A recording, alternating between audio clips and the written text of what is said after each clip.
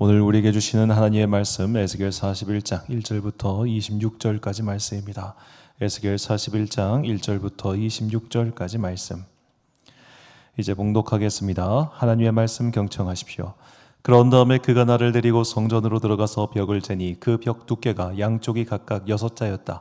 그 문의 통로는 너비가 10자이고 그 문의 통로의 옆 벽 너비는 양쪽이 각각 5자였다. 그가 성소를 재니 길이가 40자요 너비가 20자였다. 또 그가 지성소로 들어가서 문 통로의 벽을 재니 그 두께가 2자였다. 그 문의 통로는 너비가 6자이고 그 벽의 너비는 양쪽이 각각 7자였다. 그가 지성소의 내부를 재니 길이가 20자이고 너비도 20자였다. 그가 나에게 이곳이 지성소다 하고 일러주었다. 또 사람이 성전의 벽을 재니 두께가 6자였다. 성전에는 3면으로 돌아가며 방들이 있는데 너비가 각각 넉 자였다. 그 겹방들은 방 위에 방이 있어서 3층을 이루고 있으며 층마다 방이 30개씩 있었다. 그런데 그 겹방들은 성전을 돌아가면서 성전의 벽에 부착되어 있어서 성전의 벽 자체를 파고 들어가지는 않았다.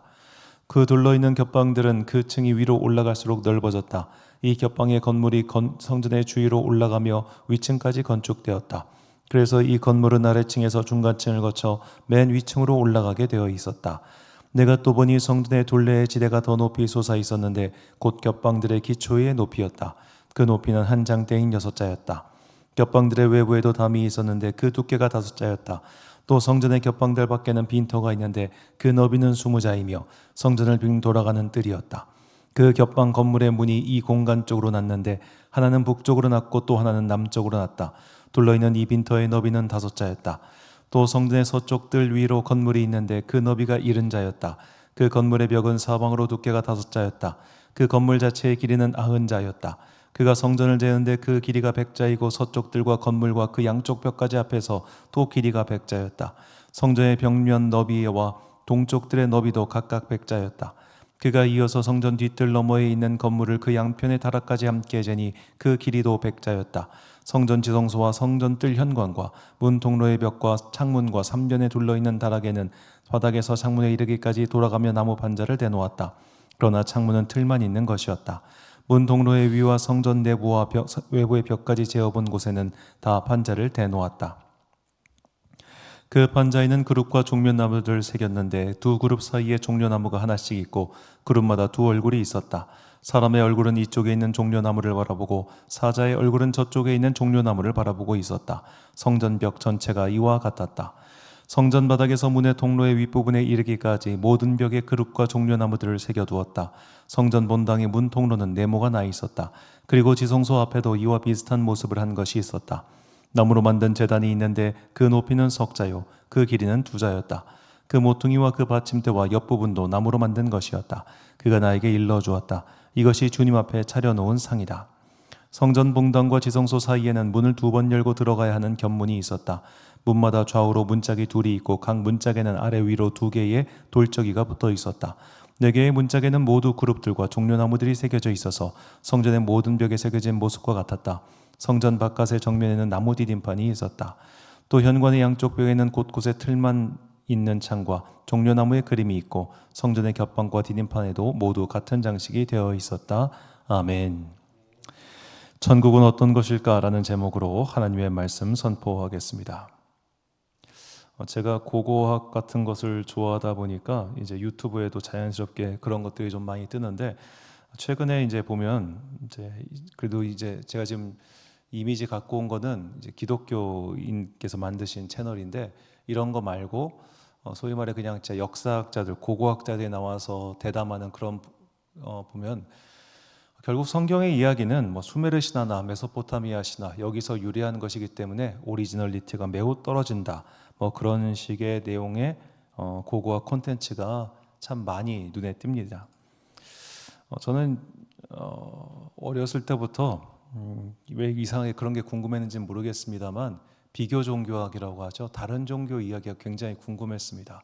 아마 기독교 계속 문화권 속에서만 자라다 보니까 다른 종교는 도대체 무엇일까 그런 게 되게 궁금해가지고 어렸을 때부터 그런 걸 참 열심히 봤는데 그래서 이제 뭐 신학을 하고 목사 되었습니다만 자 그냥 간단히 이 새벽에 복잡하게 말씀드리면은 좀 피곤하실 것 같으니까 간단하게 말씀드리면 자, 성경이 만약 물론 성경이 수메르 문명, 메소포타미아의 문명에 영향을 받은 것은 분명한 사실입니다.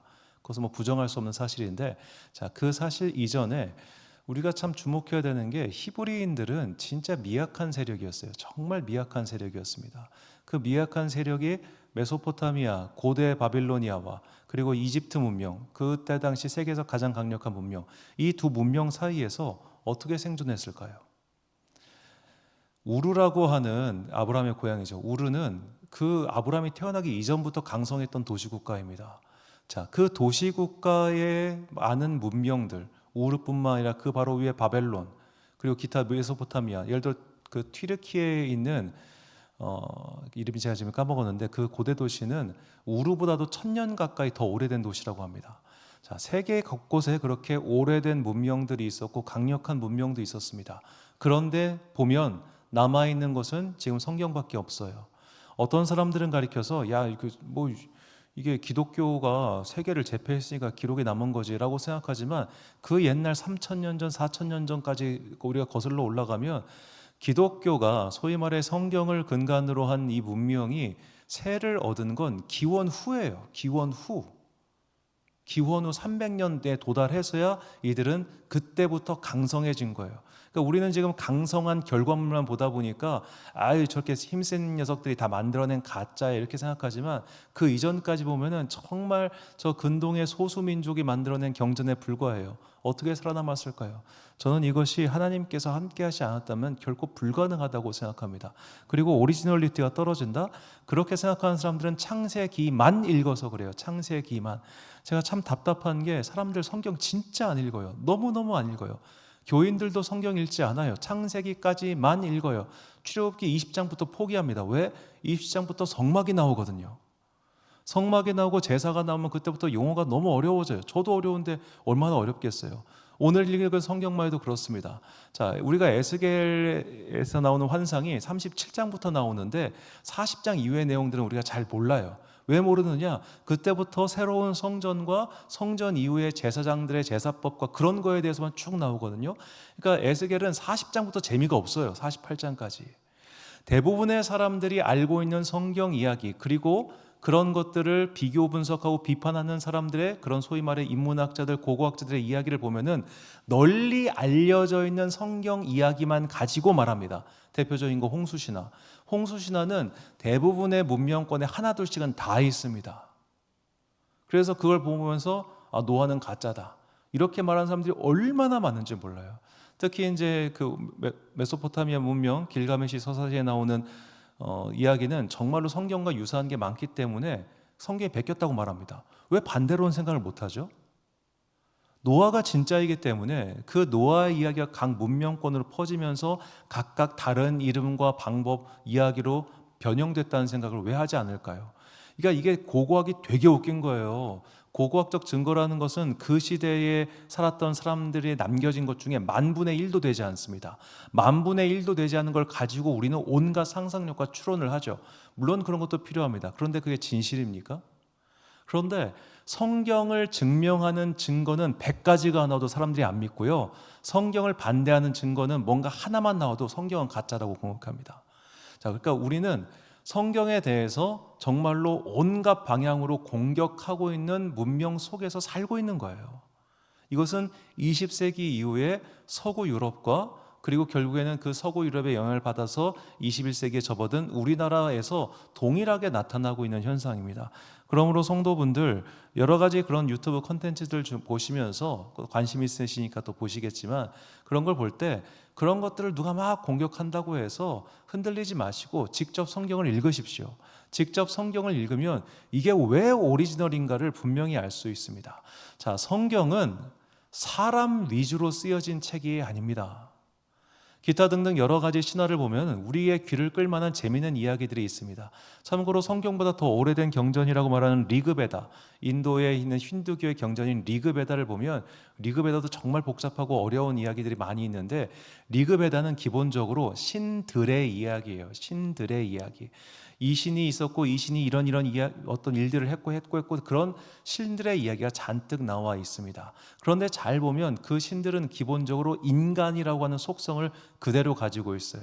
그러니까 다신교 문명권에서 신이란 인간보다 초월한 어떤 강력한 힘을 가진 존재이지 성경이 말하는 하나님과는 굉장히 달라요. 왜냐? 성경에 나오는 하나님은 우리가 싫어하는 걸 시키세요. 이게 결정적으로 차이가 있습니다. 여러 가지 다신교 문명권에서 보면은 신들은 어떤 모습이냐? 인간이 윤리적으로 금기하는 것들을 그냥 넘나드는 존재들이에요. 인간의 금기, 이건 하면 안 돼라는 생각들을 그냥 넘어들어요. 그러니까 새벽에 말하기 추잡스러운 온갖 일들을 다 행하지 않습니까? 결국 그거는 사람이 만들었다는 겁니다. 왜냐? 내가 금기를 넘고 싶으니까 신이라고 하는 존재에다가 자기의 욕망을 투영해가지고 그걸 만들어 놓은 겁니다. 그래서 다신교 문명권에서는 항상 동일합니다. 다신교 문명권의 신들, 그리고 그 신들의 제사장은 인간의 욕망을 긍정해줘요. 그래서 너희의 욕망에 따라 살아도 된다고 그렇게 가르칩니다. 물론 그것을 직접적으로 경전에 남겨두지는 않지만 해석하면 그렇게 돼요. 그러나 성경은 다릅니다. 성경은 철저히 하나님 위주로 쓰여 있습니다. 성경이 철저히 하나님 위주로 쓰여 있다는 첫 번째 근거가 바로 성막입니다. 자, 성막을 보면 그 구조부터 그 규격, 내용까지 전부 다 하나님께서 아주 세밀하게 몇 인치, 몇 인치, 몇 센치, 몇 센치, 몇 미터, 몇 미터 다 정해 주십니다. 여기엔 이거 놓고 저기엔 이거 놓고 여기엔 이거 놓고 여기엔 이거 놔서 이렇게 해야 된다는 걸 다 규정해 놓으세요. 심지어 그걸 어기는 아론의 두 아들을 데리고 가기까지 하셨지요. 이 성전 성막의 구조에서 가장 중요한 게 지성소와 성소인데 그 성소 안에는 진설병, 떡상이라고 해서 이스라엘 12지파를 상징하는 떡을 매일매일 제사장이 교체해서 올려놔야 하는 그 떡상이 있었습니다. 자, 그 떡상이 바로 오늘 본문에도 나옵니다. 먼저 이 떡상을 설명하는 출애굽기의 내용을 보겠습니다. 출애굽기 25장 23, 24 그리고 29, 30을 보니까 너는 조각목으로 상을 만들되 길이는 2규빗, 너비는 1규빗, 높이는 1규빗 반이 되게 하고 순금으로 싸고 주위에 금태를 두르고 너는 대접과 숟가락과 병과 붓는 자를 만들되 자, 순금으로 만들며 상 위에 진설병을 두어 항상 내 앞에 있게 할지니. 자, 여기서 주목할 것은 금과 진설병입니다. 그리고 오늘 본문에 나오는 이 상에 대한 말씀. 자, 본문 22절 보니까 곧 나무 제단의 높이는 3척이요 길이는 2척이며 그 모퉁이와 옆과 면을 다 나무로 만들었더라. 그가 내게 이르되 이는 여호와 앞에 상이라 하더라. 자, 오늘 본문은 성전 내부의 이야기입니다. 성전 내부의 두께가 이렇게 되고 길이가 이렇게 되고 그런 이야기들이에요. 자, 이 이야기들은 사실 우리가 읽으면 솔직히 머릿속에 구조가 그려지지도 않고 좀 지루합니다. 근데 성막 내역도 지루하죠. 자, 우리가 주목해야 될 것은 이 성막 내용 중에 지금 빠져 있는 게 있어요. 바로 금과 진설병입니다. 새로운 성전에는 금과 진설병이 없습니다. 진설병이란 진설하는 떡이란 뜻으로 하나님 앞에 내놓는 그 떡을 말합니다. 근데 금도 없고 진설병도 없어요. 금은 무엇을 상징하냐면 대충 다 거의 대부분의 문명권에서 금은 영원성, 영원 그리고 권위를 상징하죠. 세월이 흘러도 그 색깔이 바뀌지 않는다고 해서 많은 성전이나 특은 기물들에 금을박을 입혔습니다. 성막과 성전에 솔로몬의 성전에 온통 금칠이에요. 그래서 히브리어 성경에서 금이라고 하는 단어를 검색해 보면 제일 많이 나오는 게 출애굽기. 그리고 그 다음부터 열왕기부터 시작하는 그 성전 이야기. 거기에 금이 나옵니다. 정말로 많이 나옵니다. 그런데 에스겔에서 이 새로운 성전에는 금이 없습니다. 금이라는 단어가 하나도 나오지 않습니다. 왜 금이 없을까요? 그리고 이 성전이든 성막이든 기본적으로 이제 그 정신과 시스템은 똑같은데 새로운 성전에는 진설병이 없습니다. 왜 없을까요? 그 새로운 성전은 이미 하나님께서 함께 계시기 때문입니다. 이미 하나님께서 그곳에 함께 계시기 때문에 굳이 사람들에게 권위를 드높여 보일 필요도 없고 굳이 임재를 상징하는 그런 진설병을 둘 필요도 없는 겁니다. 왜? 이제는 상징이 아니라 진짜 그곳에서 우리와 함께 계시기 때문이죠. 이게 바로 천국입니다. 요한계시록 21장 2절부터 4절까지 말씀을 보니까요. 또 내가 보매 거룩한 성 새 예루살렘이 하나님께로부터 하늘에서 내려오니 그 준비한 것이 신부가 남편을 위하여 단장한 것 같더라. 내가 들으니 보좌에서 큰 음성이 나서 이르되 보라 하나님의 장막이 사람들과 함께 있음에 하나님이 그들과 함께 계시리니 그들은 하나님의 백성이 되고 하나님은 친히 그들과 함께 계셔서 모든 눈물을 그 눈에서 닦아주시니 다시는 사망이 없고 애통하는 것이나 곡하는 것이나 아픈 것이 다시 있지 아니하리니 처음 것들이 다 지나갔음이러라. 아멘.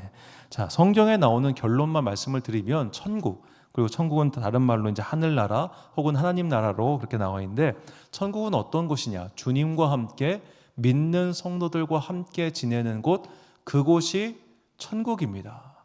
그러니까 제가 일전에 이슬람의 천국관도 설명을 드렸습니다만, 천국관은 올림푸스 신화도 그렇고 다른 나라 신화들도 다 그렇습니다만, 그런 다른 나라에서 그리고 있는 천국은 어떤 곳이냐? 내 욕망이 충족되는 곳이잖아요.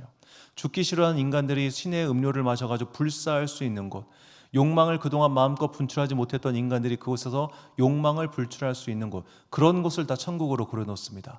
그런데 성경이 말하는 천국은 완전 다릅니다. 그 천국은 절대로 우리 위주가 아닙니다. 철저하게 하나님 위주입니다. 하나님께서 함께 계시고 하나님께서 우리와 더불어 계시는 곳, 여기가 천국이라는 거예요. 그러면 천국은 하나님을 믿지 않는 자들에게는 안타깝지만 의미가 없는 곳입니다. 오히려 얼마나 괴롭겠습니까? 하나님을 믿지 않는데 맨날 하나님이 옆에 있네. 하나님을 믿지 않는데 항상 하나님의 임재가 그곳에 있네. 얼마나 괴롭겠어요. 마치 에덴 동산에서 선악과를 먹은 아담과 하와가 하나님의 눈을 피해서 숨었듯이, 숨을래야 숨을 수 없는데 숨었듯이, 하나님을 믿지 않는 사람에게 천국이라는 공간은 어찌면 지옥일지도 모릅니다. 마치 마귀를 우리가 심판하려면 지옥으로 보내는 게 아니라 천국으로 보내야 된다는 우스갯소리가 있을 정도로 천국은 하나님께서 항상 함께 계시는 곳이에요. 그렇기 때문에 믿는 자들이 정말로 바라는 그 꿈, 내가 이제는 하나님을 배웠고 이제는 하나님과 함께 살 수 있는 그곳이 천국이에요. 그래서 우리가 이 땅을 살아가는 동안 우리가 정말로 기도하고 바라야 될 것은, 주님 제가 천국 가게 해주세요, 이런 기도도 물론 필요하지만 정말로 필요한 거, 주님 내가 당신을 사랑하게 해주세요. 내가 당신을 사랑하게 해주세요. 그분을 사랑하는 사람들에게 의미 있는 곳이 천국입니다. 그분을 사랑하지도 않고 그분에게 관심도 없는 사람들이 천국 가면 얼마나 심심하겠어요. 항상 같이 있는데, 마치 좋아하지도 않는 사람이랑 평생 같이 살라고 하면 그거 고문이지 않겠습니까? 내가 그를 사랑하고 그와 함께 있고 싶어하는 이 마음이 오늘을 살아가는 나에게 있는가? 그저 나의 소원 성취의 도구로서의 하나님, 그저 내 욕망을 어떻게든 긍정받고 싶고, 혹은 교회에서 내 어떻게 보면 정체성을 더 드러내가지고 교인들의 칭찬만 받고 싶어하는 사람, 그런 정도의 신앙인들에겐 천국은 그렇게 의미가 없을 겁니다. 그곳은 다른 즐거움이 아니라 오직 하나님과 함께하는 즐거움만 있습니다. 그곳에선 다른 것이 아니라 우리가 영원히 찬양하는 존재로서 항상 하나님께 예배드리는 곳입니다. 그러므로 하나님을 사랑하지 않는 사람들에게 천국은 참 불편한 곳입니다. 오늘 이 말씀을 듣고 있다면 꼭 스스로를 돌아봅시다. 나는 천국 왜 가고 싶습니까? 나는 도대체 천국에 가면 가서 무엇을 하고 싶으십니까? 천국에 대한 분명한 소망을 가지고 있었던 사도 바울의 말들을 우리가 이 땅을 살아가는 동안 하나의 지표로 삼고, 우리 또한 주님을 사랑하여 그 천국에 들어가 정말 그곳에서 우리가 그토록 바라던 것을 얻고 누리는 여러분과 제가 되시기를 간절히 축원합니다. 고린도전서 13장 12절과 데살로니가전서 4장 17절 말씀을 우리가 찬 목소리로 봉독하겠습니다. 시작. 우리가 지금은 얼굴로 보는 것 같이 희미하나 그때에는 얼굴과 얼굴을 대하여 볼 것이요, 지금은 내가 부분적으로 하나 그때는 주께서 나를 아신 것 같이 내가 온전히 알리라. 그 후에 우리 살아남은 자들도 그들과 함께 구름 속으로 끌어올려 공중에서 주를 영접하게 하시리니 그리하여 우리가 항상 주와 함께 있으리라. 아멘. 사랑하는 지혜빛 광성교회 성도 여러분, 그리고 이 새벽 함께 깨우고 계신 귀한 주님의 자녀 여러분, 모든 믿음 생활하는 사람들의 궁극적인 목적은 천국에 들어가는 것입니다. 우리가 죽어서 천국에 가지 못한다면 우리가 예수 믿고 신앙생활하는 의미가 도대체 무엇이겠습니까? 그런데 천국이 어떤 곳인가에 대한 분명한 개념 정리를 내 안에 새겨둬야 합니다. 천국은 내 욕망이 다 긍정되는 것도 아니고 내 욕망을 다 충족시키는 것도 아닙니다. 이 땅에서 누리지 못한 것들을 그곳 가서 누리는 것도 아닙니다. 그곳은 하나님과 함께 있는 곳입니다. 하나님을 곁에 두는 곳입니다. 그리해서 이제는 내가 간절하게 기도하면서 어떻게든 주님의 음성을 듣기 위해서 발버둥치는 그런 것이 아니라 항상 말만 하면 그분이 들으시고 바로 대답해 주시는, 그리하여 지금처럼 희미하게 아는 것이 아니라 온전하게 알게 되는 그곳이 바로 천국입니다. 그러므로 천국은 그분을 사랑하는 사람들에게 의미가 있는 공간이고 그분에 대해서 궁금한 게 있는 사람들에게 의미가 있는 곳입니다. 그분께 질문을 던지고 그 질문에 대한 대답을 듣고 싶은 사람들에게 의미가 있는 곳입니다. 따라서 오늘 내가 내 안에 하나님을 사랑하는 마음, 그분께 질문을 던지고 싶어하는 마음, 그분께 무언가 궁금한 게 있지 않은 사람은 우리의 신앙생활을 근본적으로 돌아봐야 합니다. 우리가 마침내 가야 될 그 천국이 어떤 곳인지, 그리고 나는 과연 어떤 천국을 혼자서 망상 속에 만들어 놓고 있었던 것인지 그 자신의 생각을 돌아보고 오늘 말씀 앞에서 나는 과연 하나님을 얼마나 사랑하는지, 그리고 아직 그 마음이 부족하다면 주님, 내가 주님을 사랑할 수 있는 그 마음을 성령의 임재를 통해 더해달라고 항상 기도하는 여러분과 제가 되시기를 주님의 이름으로 축원합니다. 기도하겠습니다. 사랑과 은혜가 풍성하신 아버지 하나님, 사람들은 천국도 오해하고 하나님도 모르고 있습니다. 그래서 그저 내 욕망이 충족되는 저 다른 나라의 잡신화들 같은 것을 보면서 천국은 이런 곳이겠지 저런 곳이겠지 하며 살아갑니다. 심지어 천국에 대해 관심도 없는 사람도 너무나 많이 있습니다. 주님, 이 모든 것은 결국 우리 안에 하나님을 사랑하는 마음이 부족하기 때문임을 깨우쳐 주셔서 감사합니다.